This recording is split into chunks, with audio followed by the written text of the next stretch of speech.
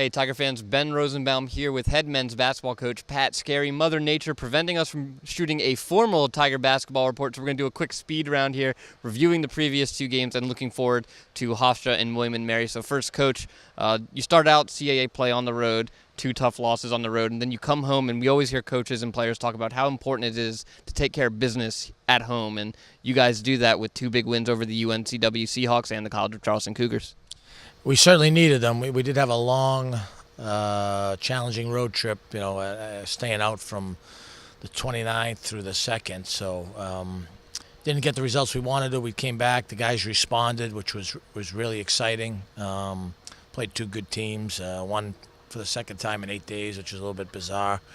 But so, yeah, no, we're still home. We're playing a really good Hofstra team. They're in the top 100 in the country.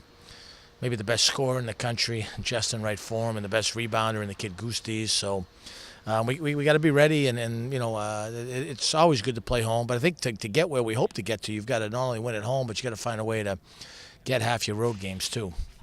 In that UNCW game, 6 Tigers in double digits, led by Mike Morcell's 24 points. The amount of depth in scoring that you have coming off the bench and in your starting lineup, that's really got to ease your pain a little bit in thinking, where am I going to get points from?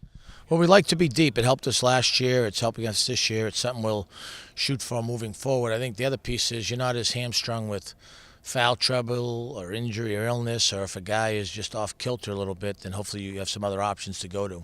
And then looking at that game against the College of Charleston, that was a very highly emotional game. Had a March feel to it, a tournament game feel to it, and both teams really going at each other, both physically and verbally, and you guys able to keep your composure and come out with a win. When you have a game like that that's played in that kind of fashion and that style, and for your team to keep their mindset and be able to come out on top, what does that show you? Well, they were incredibly locked in. We know we're playing a really good team. I don't like the verbal stuff, and our guys have to do a better job of that. But obviously we know it'll be 2 good teams, a physical game. It's I think the message we're also trying to get hold of our guys is it's like you just touched on, it had a March type feel. It's not March, so we've got to keep getting better. Who knows if we'll see them again? What we got to focus on now is we're going to see a really good Hofstra team on Thursday night. We got to be ready to play. But the response on Sunday was very good, especially the first 20 minutes. Yeah, in those first 20 minutes, you held the Cougars to 28% shooting from the floor. Your defense was really locked in. Alex Thomas had a very nice game. Maybe didn't show up in points and in the the attractive stats, but rebounding and playing good interior defense. He had a really nice night. He was terrific. He is our best post defender, our most intelligent defender, and we need him. He had a really good week last week, and when he does that, I really believe he elevates the team when he does that. And he certainly did at both games. He was terrific on Sunday. And you mentioned the game upcoming here inside CQ against Hofstra, Rokas Goosties and Justin Wright Foreman. They're 2 top players. What are you going to have to do to be prepared for somebody who's as physical as Goosties and then somebody as talented as Wright Foreman? Well, yeah, the one defense, transition defense, ball screen defense, and then making guys like Justin Wright Foreman, Pemberton, they got a really good freshman kid, Ray, making those guys take tough challenge shots, and then they're an excellent rebounding team. We know Joe Mahal does a really good job. We know they've been a postseason team. They've played an incredibly tough schedule, so backboards and our half-court defense has to be good. And then they normally play us a lot of zone, so we'll have to do a good job attacking the zone. And then you're back on the road after the Hofstra game at William and Mary, who is off to a hot start in the conference, 4-0.